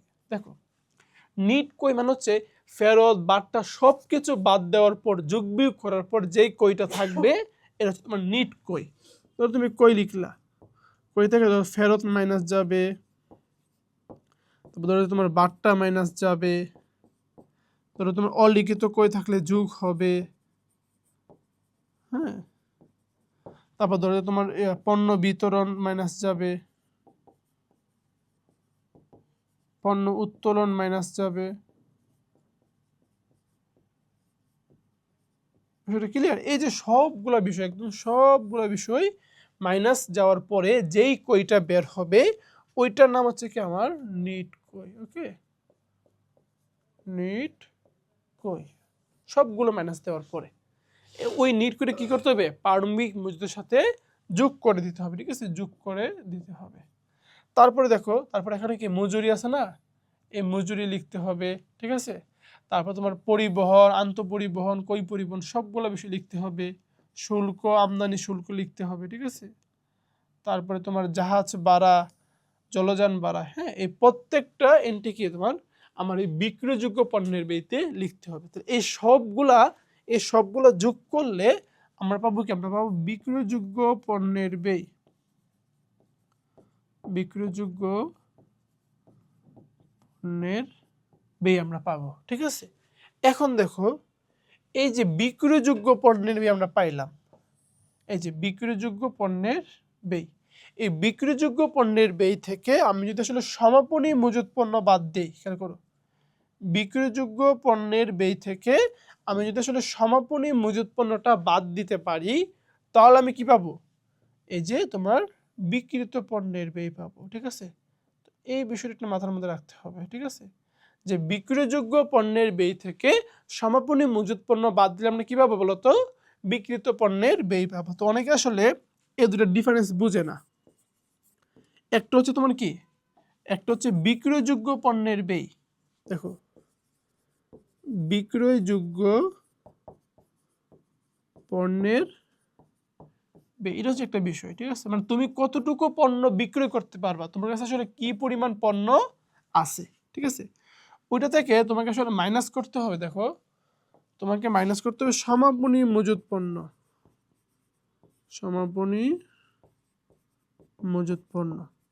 তা তুমি এসে দেখো বিক্রয়যোগ্য পণ্যের ব্যয় মানে তুমি কতটুকু পণ্য বা কত লাখ টাকার পণ্য বিক্রি করতে পারবা, সেখান থেকে সমাপনী মানে কত লাখ টাকার পণ্য বিক্রয় করো নাই ওইটা বাদ দিতে তুমি পাবা কি বিক্রিত, কত টাকা বিক্রি করছো। ঠিক আছে, বিক্রিত পণ্যের ব্যয়। ধরো তোমার কাছে মোট পণ্য আছে 100 টাকার, এর মধ্যে সমাপনী মানে তুমি বিক্রি করো নাই 10 টাকার, তাহলে বিক্রি করছো কত টাকা, বিক্রি করছো 90 টাকার। ঠিক আছে, তো এভাবে এখান থেকে মাইনাস দিবা, মাইনাস দিলে কি তোমার বের হবে বিক্রিত পণ্যের ব্যয়। ঠিক আছে, তো এটা অনেক সময় ক নাম্বারেও আসতে পারে, নর্মালি কতে আসে অথবা ধরো খতে বা গতেও আসতে পারে। ওকে, তো এই দুটো বিষয় কিন্তু ভিন্ন বিষয়। ঠিক আছে, দুটো কিন্তু এক বিষয় না। একটা হচ্ছে বিক্রয়যোগ্য, বিক্রয়যোগ্য বললে কি সমাপনী মজুদ বাদ দেওয়া যাবে না, আর বিক্রিত বললে কি সেক্ষেত্রে সমাপনী মজুদ পণ্যটা বাদ দিতে হবে। ওকে, এবার দেখো পরোক্ষ খরচ, অনেক সময় বলে যে পরোক্ষ খরচগুলো আসলে বের করো। ঠিক আছে, দেখো আমরা পরোক্ষ খরচ কি কি আছে, বেতন, ভাড়া, বীমা সালামি, বিজ্ঞাপন, অনাদায়ী পাওনা মানে কি যে কুরিন, তাহলে অনাদায়ী পাওনা, তারপর কুরিন সঞ্চিতি। হ্যাঁ, এই কুরিন সঞ্চিতি হচ্ছে তোমার যদি নতুন সঞ্চিতি হই, দেখো যদি নতুন সঞ্চিতি হই তাহলে যোগ করবা, কি বলতো যোগ করবা, পরোক্ষ খরচের সাথে যদি নতুন সঞ্চিতি হই তাহলে কি করবা যোগ করবা, আর যদি পুরাতন সঞ্চিতি হই, পুরাতন সঞ্চিতি তাহলে কি বলতো বিয়োগ করে দিবা। তাই পুরাতন সঞ্চিতি চিনবা কিভাবে, রেও মিলে যে সঞ্চিতি থাকে এটা হচ্ছে কি পুরাতন, রেও মিলে যে সঞ্চিতি থাকে এটা হচ্ছে কি পুরাতন সঞ্চিতি, আর সমন্বয়ে যে সঞ্চিতি থাকে এটা হচ্ছে কি আমার নতুন সঞ্চিতি। ওকে, এটা একটু খেয়াল রাখবে। তারপর হচ্ছে তোমার বাট্টা বা বরাদ্দকৃত বাট্টা, মণিহারি, প্রশিক্ষণ ভাতা, রপ্তানি শুল্ক, বহি পরিবহন, বিক্রয় পরিবহন, শিক্ষানবিশ সালামি, কর ও বিকর, কমিশন, ব্যাংক চার্জ, এই সবগুলো হচ্ছে কি আমার পরোক্ষ খরচ। তো এই চারটা একটু মনে রাখতে হবে। একটা বিষয় মনে রাখতে হবে যে মুনাফা জাতীয় ব্যয় যেগুলো আছে, আমরা যে পড়লাম দেখো মুনাফা জাতীয় ব্যয়, দেখো এখানে ফার্স্ট অফ অল আমরা কি দেখছি, ফার্স্ট অফ অল আমরা দেখছি তোমার মুনাফা জাতীয় আয়, ঠিক না, এগুলো হচ্ছে মুনাফা জাতীয় আয়। আর এখানে দেখো এই যে বিক্রিত পণ্যের ব্যয় আর পরোক্ষ খরচ, বিক্রিত পণ্যের ব্যয় আর পরোক্ষ খরচ যোগ করলে আমরা পাবো মুনাফা জাতীয় ব্যয়। তাহলে মুনাফা জাতীয় ব্যয় কোনগুলো বলতো, বিক্রিত পণ্যের ব্যয় আর পরোক্ষ খরচ যোগ করলে, বিক্রিত পণ্যের ব্যয় যোগ পরোক্ষ খরচ, যোগ পরোক্ষ খরচ, ঠিক আছে। তাহলে বিক্রিত পণ্যের ব্যয় আর পরোক্ষ খরচ এই দুইটা যোগ করলে আমরা কি পাবো, এই দুইটা যোগ করলে আমরা পাবো তোমার এখানে মুনাফা জাতীয় ব্যয়, ঠিক আছে। তো এই বিষয়টা একটু খেয়াল রাখতে হবে। এবার হচ্ছে অস্পর্শনীয় বা অদৃশ্যমান সম্পদ, যে সম্পদগুলো দেখা যায় না, তো এগুলো একটু লিস্টটা মনে রাখতে হবে। আপাতত আমরা আর্থিক বিবরণের অধ্যায় এগুলো সম্পর্কে একটু বিস্তারিত জানবো। দেখো কি কি আছে, ট্রেডমার্ক, সুনাম, পেটেন্ট, কপিরাইট, গ্রন্থস্বত্ব, এগুলো হচ্ছে কি অস্পর্শনীয় সম্পদ বা অদৃশ্যমান সম্পদ, এগুলো কতে আসে বুঝতে পারছো। আচ্ছা, তারপর দেখো অলিক সম্পদ, অলিক সম্পদ বা এটার নাম হচ্ছে ভুয়া সম্পদ, ভুয়া সম্পদ অথবা অলিক সম্পদ। ওকে, ভুয়া সম্পদ তবে কি বলতো, অলিক সম্পদ। আচ্ছা, তো এক্ষেত্রে তোমাকে একটা খেয়াল রাখতে হবে কি কি আছে বলতো, বিলম্বিত বিজ্ঞাপন, প্রাথমিক খরচ, গবেষণা খরচ।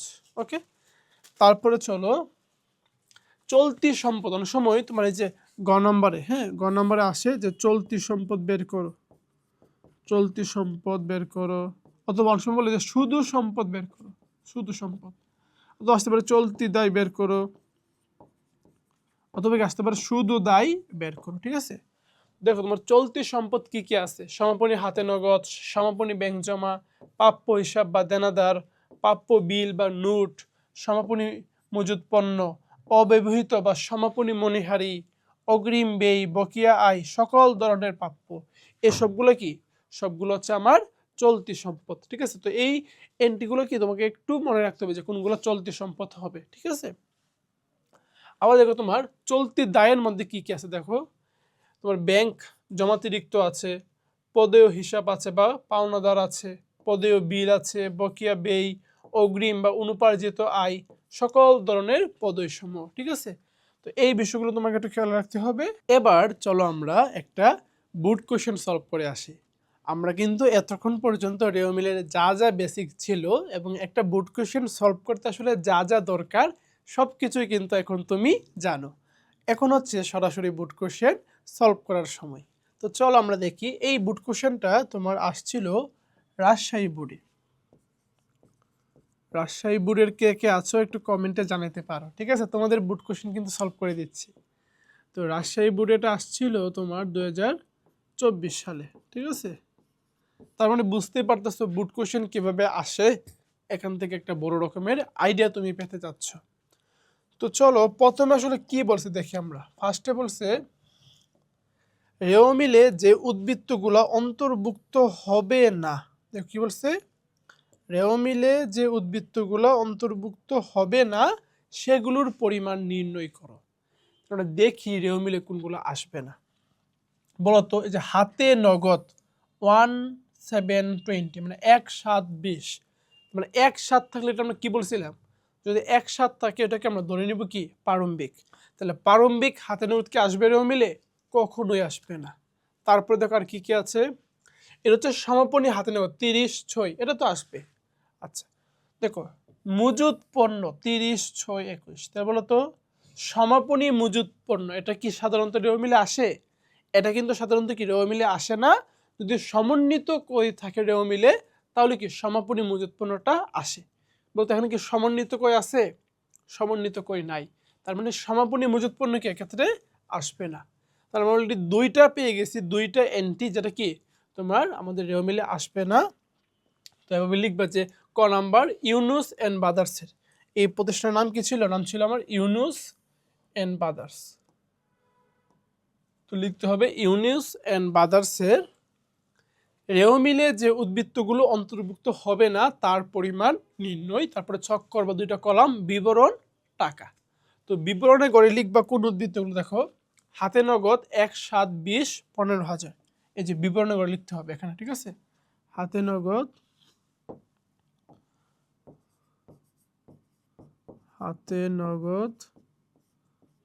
1, 7, 20 কত টাকা বলো তো? 15,000 টাকা। এ হচ্ছে আমার হাতে নগদ। তারপরে চলো আর কি আছিল আমার মজুদ পণ্য 30, 6, 21 কত? 30, 6, 21 হচ্ছে আমার এখানে মজুদ পণ্যের, এগুলো একটু উল্টাপাল্টা হয়ে গেছে, ঠিক আছে। উল্টাপাল্টা হচ্ছে কিরকম, এই যে ঋণের বকেয়া সুদ এটা যাবে এই যে এখানে, বিনিয়োগের সুদ এটা হচ্ছে এখানে, হাতে নগদ এটা এটার সাথে, বকেয়া বাড়ি বার এটা হচ্ছে এইটা। মজুদ পণ্য হচ্ছে আমার 25,000 টাকা। কত বলো তো? 25,000 টাকা। মানে এই টাকার অঙ্কটা হচ্ছে কি, এটা সমান সমান আসে নাই, ঠিক আছে, টাইপের সময়। আর এখানে জিরো বলতে কোনো কিছু নাই, এটা আসলে ভুলে আসছে, ওকে, এটা বাদ দাও। তাহলে আমার মজুদ পণ্য কত এখানে? 25,000 টাকা, ঠিক আছে। তাহলে 30, 6, 21 লেখো মজুদ পণ্য 30, 6, 21 কত টাকা বলো তো? মজুদ পণ্য আমার 25,000 টাকা। তাহলে লিখো এখানে 25,000 টাকা। তাহলে আমার মোট হবে কত? মোট হবে আমার 40,000 টাকা। দেখো খুবই সিম্পল, জাস্ট করতে তোমার 2 থেকে 3 মিনিট লাগবে এবং তুমি কি 2 এ 2 মার্ক চোখ বুজে পেয়ে যাবা, ঠিক আছে, খুবই সিম্পল কিন্তু।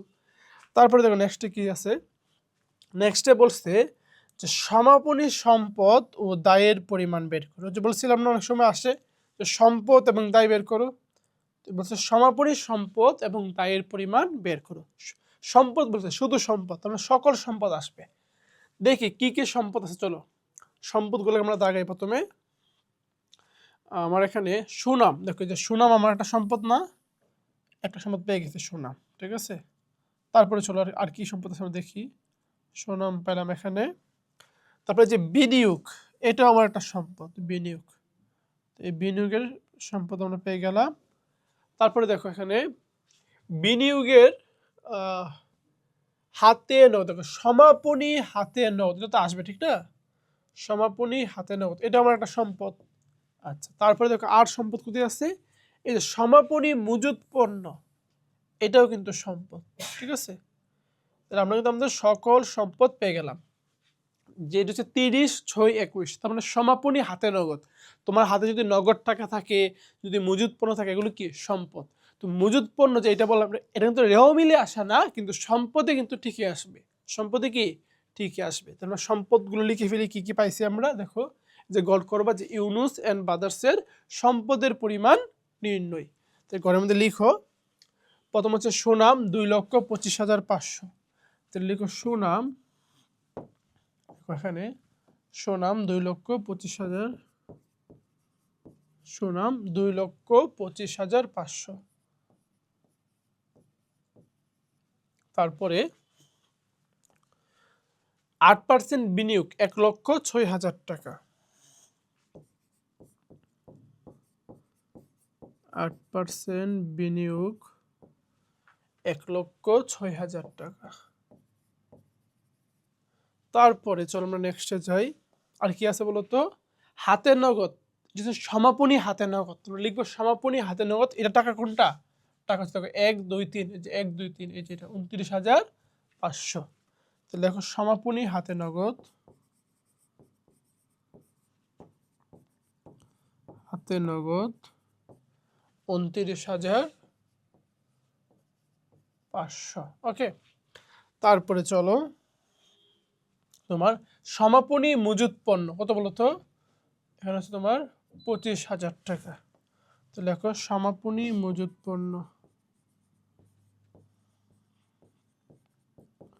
মজুদ পণ্য 25,000 টাকা, ওকে।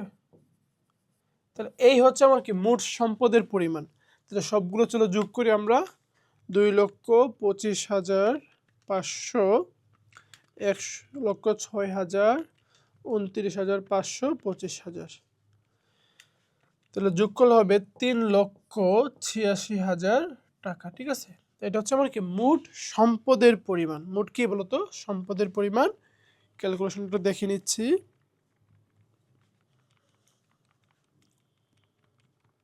ওকে, তো আমাদের মোট সম্পদ পেয়ে গেলাম। এখন হচ্ছে কি বলতো, এখন আমাদেরকে বের করতে হবে, এই দেখো সমাপনী সম্পদ এবং কি বলছে, দায় বলছে। এখন চলো আসলে দায় কি কি আছে আমরা একটু খুঁজে বের করি, ঠিক আছে? কি কি দায় আছে চলো। প্রথম হচ্ছে পদেয় হিসাব, এটা একটা দায় না, চলতি দায়। অন্য হচ্ছে মোট দায় বের করতে হবে, চলতি স্থায়ী সবই আসবে। ওকে, তাহলে এই হচ্ছে আমরা একটা দায় আমরা পেয়ে গেলাম এখানে। তারপরে দেখো আর কি কি আছে। তারপরে তোমার দায়ের মধ্যে আর আছে কি, দেখো ঋণের বকেয়া সুদ, যে ঋণের বকেয়া সুদ এটা কিন্তু একটা দায়, ঠিক আছে? তারপরে বকেয়া বাড়ি ভাড়া, এটাও কিন্তু একটা দায়। তারপরে ঋণ, এটাও একটা দায়। আমরা এখানে মোট দায় পাইলাম করে বলতো, মোট দায় পাইলাম আমরা 3টা। এখন চলো আমরা লিখে ফেলি। হ্যাঁ, প্রথম হচ্ছে পদেয় হিসাব 27,000। তো লিখবো যে ইউনুস অ্যান্ড ব্রাদার্সের দায়ের পরিমাণ নির্ণয়। তো লিখো পদেয় হিসাব। দেখো কি আছে বলতো, পদেয় হিসাব। ওকে, পদেয় হিসাব। তাহলে পদেয় হিসাব কত বলতো? আমার 27,000 টাকা। তাহলে পদেয় হিসাব 27,000 টাকা। তারপরে চলো কি আছে আর আমরা দেখি। ঋণের বকেয়া সুদ কত বলতো? এই যে উপরেরটা 2,000 টাকা। তো লিখো ঋণের বকেয়া সুদ। ওকে, ঋণের বকেয়া সুদ কত বলতো? 2,000 টাকা। তারপরে দেখো চলো দেখি কি আছে আমরা। বকেয়া বাড়ি ভাড়া, এটা কোনটা হবে? এটা হচ্ছে তোমার 1 2 3 4 4 নাম্বারটা, যে এটা 18,000।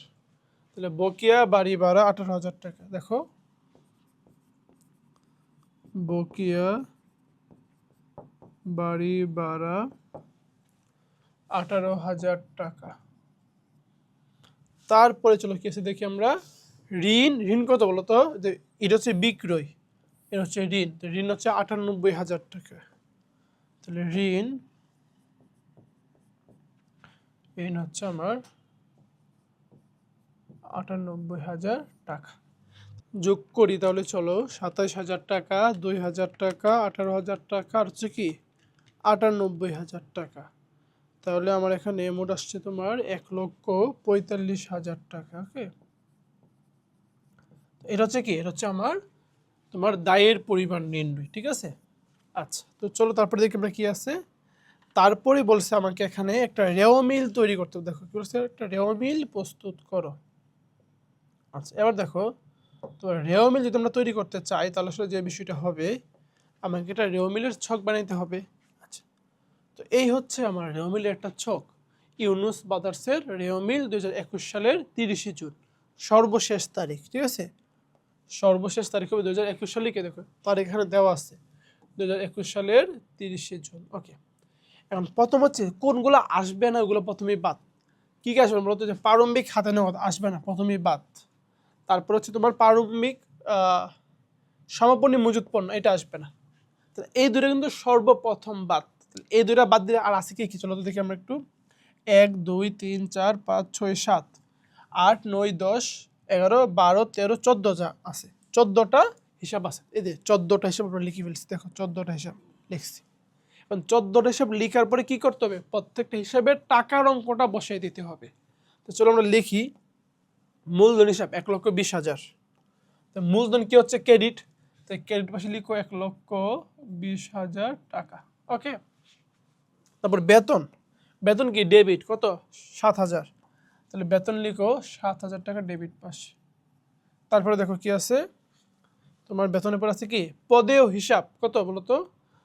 পদেয় হিসাব হচ্ছে আমার এখানে 27,000 টাকা। তাহলে পদেয় হিসাব ক্রেডিট। তাহলে পদেয় হিসাব ক্রেডিট পাশে লিখতে হবে কত? 27,000 টাকা। তারপরে সুনাম, এই যে সুনাম কি? সম্পদ। সম্পদ কি হবে? ডেবিট। কত? 2,25,500। সুনাম 2,25,500। ওকে, তারপর সাধারণ সম্পত্তি। সাধারণ সম্পত্তি কি? ডেবিট না? সাধারণ সম্পত্তি আসলে সাধারণ সম্পত্তি না, টাইপিং মিস্টেক হয়েছে। এটা হচ্ছে কি সাধারণ সঞ্চিতি। ওকে, তাহলে সাধারণ এখানে কি হবে, সঞ্চিতি হবে। তো আমরা বলছিলাম যে সকল সঞ্চিতি কি ক্রেডিট, একমাত্র পাওনাদারের বার্তা সঞ্চিতি কি ডেবিট। তাহলে সাধারণ সঞ্চিতি তোমার হবে 30,000 টাকা ক্রেডিট পাশে, ক্রেডিট পাশে হবে তোমার 30,000 টাকা। 8% বিনিয়োগ, বিনিয়োগ তো ডেবিট সম্পদ 1,06,000 টাকা, তারপর কই হচ্ছে 1 লক্ষ টাকা, এটাও ডেবিট। তাহলে বিনিয়োগ হচ্ছে 1,06,000 টাকা ডেবিট, আর কই যেহেতু খরচ ব্যয়, ব্যয় তো ডেবিট, এটাও ডেবিট 1 লক্ষ টাকা। তারপর ঋণের বকেয়া সুদ, তো ঋণের সুদ কি আমার ব্যয়, ঋণের সুদ কি ব্যয়, আর বকেয়া ব্যয় দেখো বকেয়া ব্যয় বব, তাহলে বব মিলছে না, ব মিললে কি বলছিলাম, মিললে বলছিলাম দায় হবে। তাহলে দায় হলে ক্রেডিট পাশে যাবে, ঋণের বকেয়া সুদ 2,000 টাকা ক্রেডিট পাশে যাবে। তাহলে এখানে হচ্ছে 2,000 টাকা ক্রেডিট পাশে যাবে। বিনিয়োগের সুদ, বিনিয়োগ ডেবিট, বিনিয়োগের সুদ কি উল্টাটা হবে ক্রেডিট, তাহলে বিনিয়োগের সুদ কি হবে 3,000 টাকা, এটা তোমার ক্রেডিট পাশে যাবে।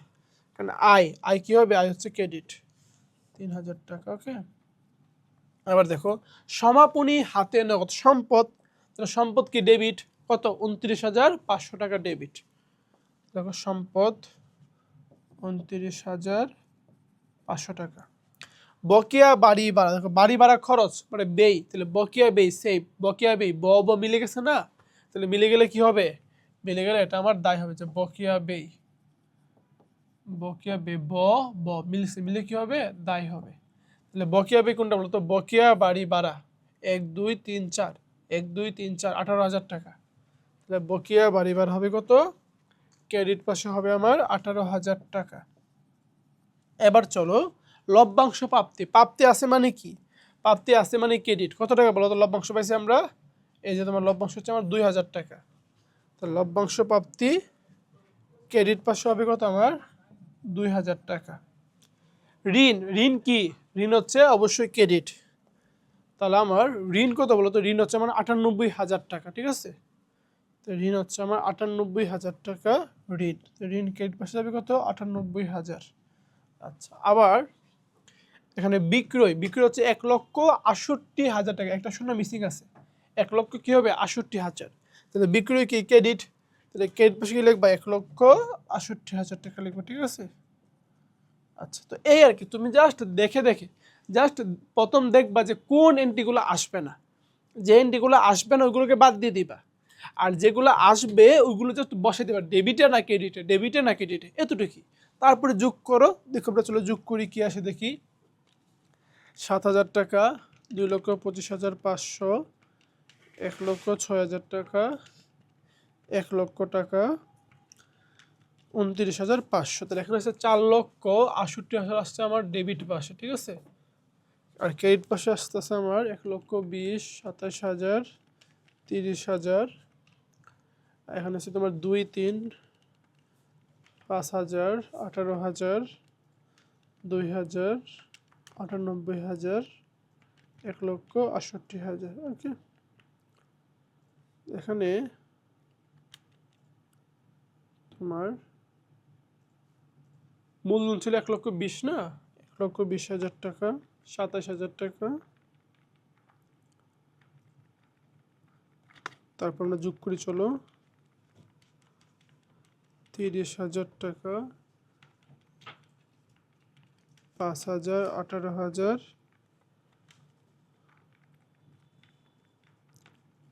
2,000, 98,000, তারপর হচ্ছে 1,68,000 টাকা। সেম এখানে আসছে কত আমার 4,68,000 টাকা, ঠিক আছে। তো অবশ্যই কি ডেবিট ক্রেডিট পাশে মিলতে হবে, তো 4,68,000 টাকা বসায় দাও, বসায় নিচে 2 দাগ, সেম 4,68,000 টাকা বসায় দিয়ে নিচে 2 দাগ, ঠিক আছে। তো ডেবিট ক্রেডিট পাস মিলে গেছে মানে কি তোমার অঙ্কটা হয়ে গেছে। তো আসলে রেওমিল অধ্যায়টা আসলেই খুব সহজ, যদি তুমি আমাদের পার্ট 1 লেকচারটা না দেখে থাকো, ওই লেকচারটা জাস্ট একবার দেখো, তারপর পৃথিবীর সমস্ত রেওমিল তুমি আসলে খুব সহজে এবং অল্প সময়ে তৈরি করে ফেলতে পারবা। আমরা শুধুমাত্র সেখানে বেসিকটা দেখাই নাই, তোমার যেখানে যেখানে কনফিউশন হইতে পারে আমাদের অভিজ্ঞতার আলোকে প্রত্যেকটা বিষয়ের কনফিউশন আমরা ক্লিয়ার করে দিয়েছি। তো রেওমিল এই পর্যন্ত থাকবে, আবারও দেখা হবে নতুন কোনো টপিকে নতুন কোনো অধ্যায় নিয়ে। সেই পর্যন্ত আমাদের সঙ্গে থাকো, রিথিংকের পাশে থাকো। আসসালামু আলাইকুম।